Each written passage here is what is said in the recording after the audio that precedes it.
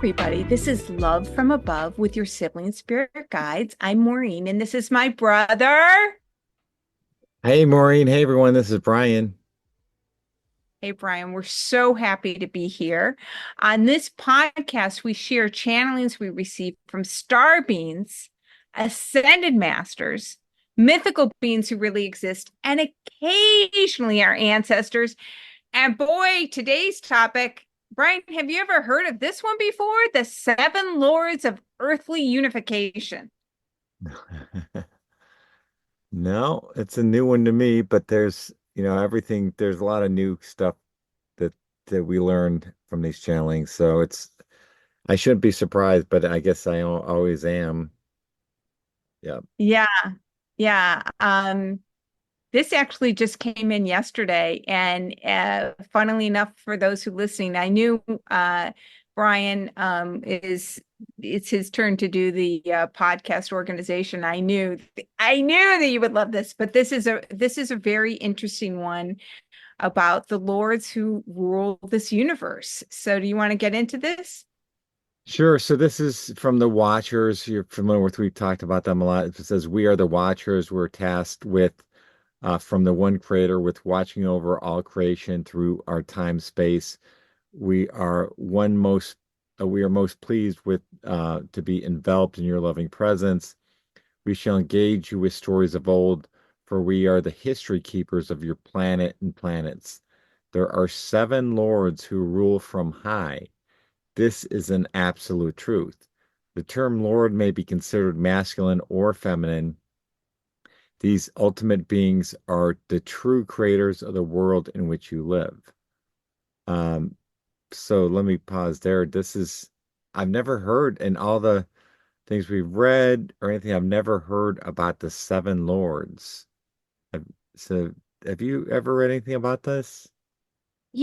I think that book Urantia, which I read like at least a decade ago. I don't know if it has seven lords, but it definitely goes into all of these hierarchies that sounds somewhat like this. I find it is interesting the number seven. The number seven is a hermetic number associated with Thoth, who is, of course, we started this whole channeling process because of the Egyptian god Thoth, who communicated through us. So yeah, it's just something else, something new. And I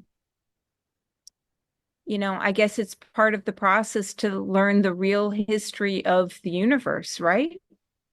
Yeah, it's just, a lot of times the information comes through. Some we've heard something similar in other things, but this is a totally new to me. But I'm sure it's true. We've never gotten any bad information, but so they go on to say, they harmonize the everlasting life force that pulsed throughout creation. Each world is tasked with its own accompanied mirrored images for which one can utilize to absolve the tenacious strains that are often put on humankind. Um, there are many who say that they rule the planet. However, the seven lords have been unchallenged for as long as we have recorded time. We wish to introduce you to one of these lords or ladies as known in the feminine form. Their auspicious presence often makes itself seen within the thundering clouds of your heavenly skies. They righteously rule all from a place of love and compassion, and they live in utmost serenity and peace. Um, so it's interesting because we've talked about how the meaning of clouds and things like that. So that's one aspect that we've heard before, but that one of these lords is makes itself seen through the clouds in our heavenly skies, which is really fascinating.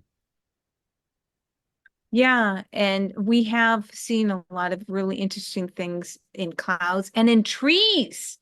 Um, but lately, but yeah, it is interesting. I mean, it almost goes back to like the Greek god of Zeus, who ruled the thundering skies. So, um, and I often wonder if all this stuff is connected. Right now, I'm in China and they have a myth of a monkey god. And I was like, that has to be the Hindu god of Hanuman. I mean, India and China like share a border. There has to be. So it's interesting how these different stories manifest in different cultures, right? Yeah, it is. There's so many common threads, like you say, so that is true. But I'll have you go to the next subject. But I forgot that the one final bullet that I love when they say stuff like this is their lives are but eternal and cannot be measured by your measly lives. So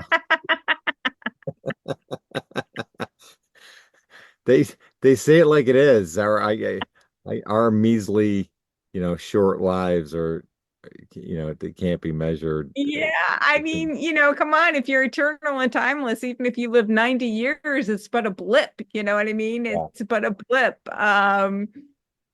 So yeah, so do you want to finish off with what they said? Yeah, so then they said we turn to other subjects that are often taught in your rudimentary educational places. They are slamming us, Maureen. It's all right. We see that the attainment of knowledge is sought by many, but few have the correct course. With the correct course of mind, we wish to alleviate this situation and shall begin at once with proper tutelage. The mind is the center of humanic activity. With so much focus on the mind, the other aspects of the human body are not regulated in an even distribution. The true adept would be concerned with the manifestation of all energy sources within the human frame, the pulse beneath the feet, the energy coursing through the heart, the throat, the third eye, through the palms of the hand, and all these can be measured by many devices. One knows when the energy is in harmonic proportions. This is what your athletes and rock stars talk about being in the flow. This is indeed a momentous occasion for them, but should be one that is attained on a minute by minute daily occurrences. So that's very interesting and true. We focused on the brain, but it's really focusing on your complete body and every part of it and being aligned, right? Yeah, and I think for us, because our parents were so well educated. I mean, I think that for me, it was really a 180-degree turn from being so mind focused to emptying the mind. I don't know. Did you find um, the same situation with regards to not focusing on the mind so much? Yeah, it's so true. It's like I get time. There's things I have to focus on. I'm like really focused on absorbing something, and it's that's the traditional way of doing it. But you're sort of closing yourself off, and you have to be open throughout your whole body to really absorb information and be in the flow, like they mentioned. And you know what else I find interesting is I know that the body has literally like hundreds of chakras, and people always focus on the, seven chakras, or we've done meditations with Dr. Joe Dispenza, who does eight chakras, but he calls them energy centers. But it's interesting that like they talk about the palms of your hands, the soles of your feet, which I could absolutely manage. I mean, those are connection points if there's energy centers there, but that's not something that is even talked about like in the metaphysical world right now. Don't you agree? Yeah, and as you know, I mean, that's where I sort of feel energy, and I do often, just as we're speaking, feel the palms of my feet, my hands, and the top of my crown, energy flowing through. So I can definitely tell when I'm aligned when I start to feel this type of energy. So it's something I mean, I try and tap into on a regular basis, but I'm not doing it as they mentioned minute by minute. It's more at certain times through the day. It's something I need to work on. But yeah, it's good to be reminded of this sort of stuff. I didn't know. I knew that always felt energy at at the crown of your head, but so do you often feel energy in the palms of your hand and the soles of your feet? It's mostly my feet and my crown, and then occasionally my hand. But like going back to what we were talking about earlier, with the one thing that in the that I really got a lot of the when we were in the Dr. Joe uh, meditation retreat back a few years ago is when we did those healing sessions, and we would heal through the palms of our hands, people, and I could totally feel it. But it was also the energy of the room and the energy of the people around you. But I could just, it felt like a huge, power coming through the palms of my hands. So that's when I felt it most. Occasionally feel it, but it's mostly my feet and my crown, and sometimes even my root chakra. So I do feel it throughout my body, really. That's interesting. I often feel energy on the left side of my head. So I always take that as it's kind of like a tapping sensation. Like I feel like my guides are tapping on me, and it's either a warning or it's like, yes, we agree. It's like an exclamation part, mark, like, yes, what you said is correct. So I am kind of always tuned in, but I find it's very clearly on the left side of my head, never the right side of my head, Hmm. always on the left side of my head, which is, I don't know. I don't really understand, but interesting. So I'll go on to the next one that you've pulled up, which this is this from Thoth? Yeah, with the first part, it was they didn't really identify them, and then the second part was from Thoth and Saint Germain. But yeah, go ahead.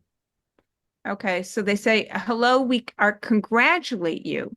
We are pleased with the progress loving brother and sister make in unifying with the unknown words. Oh, that's my notes. With the unknown word structure that engages all beings. You may know us as the untethered beings who fly in the heavens. Brian, do you know the untethered beings that fly in the heavens? I don't. Do you know what Yeah, that means? I was thinking like angels, or I don't know. I don't know what that. Yeah, I didn't know. They didn't really identify themselves here, so it was sort of not sure what they meant. So they go on to say, since we are often mistake for those who have gone before us, we are new creatures added to and enhance, enhance and construct the untoward elements of the current matrix. That's interesting. New creatures added to enhance and constrict. That seems like it's counterproductive. We wish to pass along our greetings and say that we see all from our highest perspective. Now is a time to rejoice as others have united in a common cause to adapt the earthlings for the latest generation. Um, yeah, so what do you think of all of that? Yeah, I don't know what to make of it, to be honest. I don't know. I appreciate Uh, your honesty. yeah.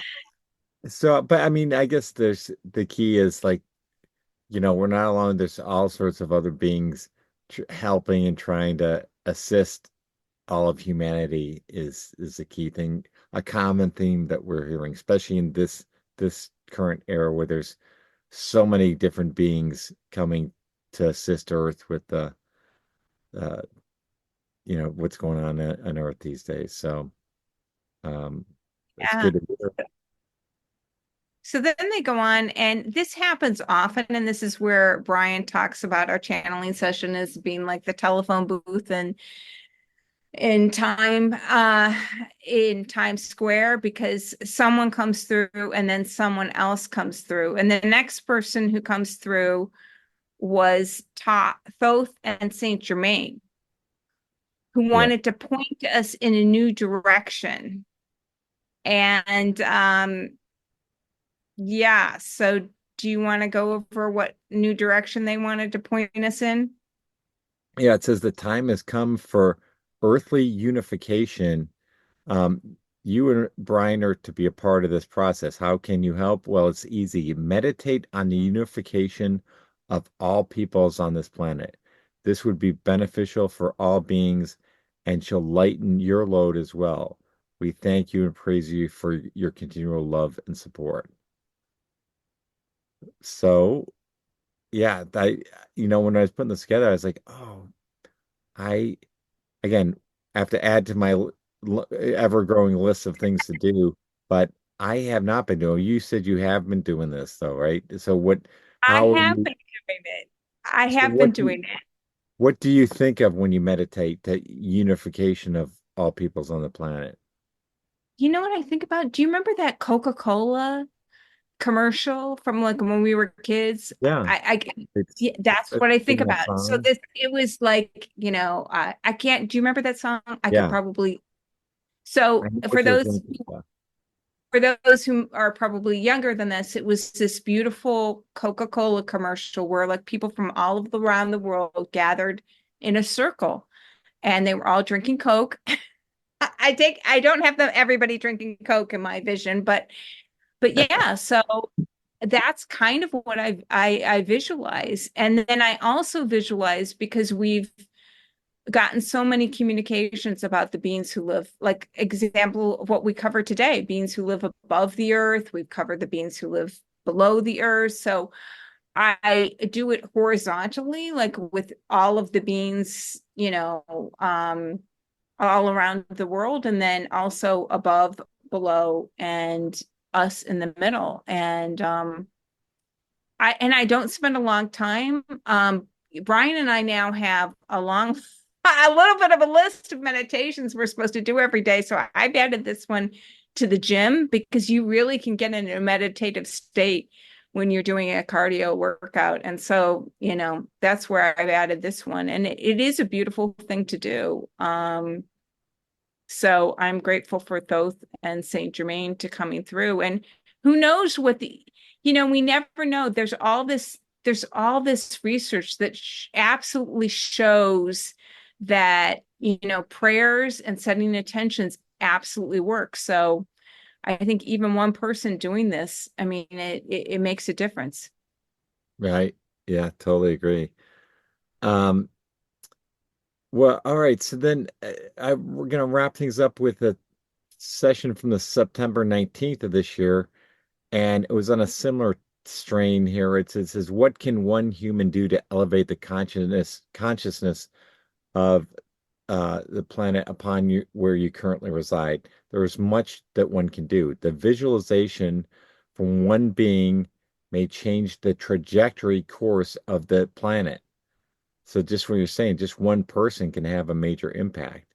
It says, how is this done? You have succeeded in assessing the central codes necessary to elevate the individual or planetary nation. These may appear difficult to obtain. We say nothing is further from the truth. It's relaxation of the mind and body, distilling of thoughts so that the true vision of a unified harmony can um,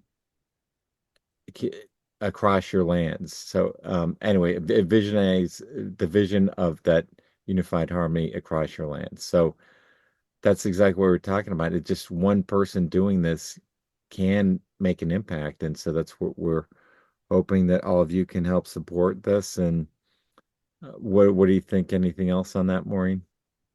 I just think it's a beautiful ending. And thank you, everybody, for listening. And we'll talk to you next week. Bye, everyone.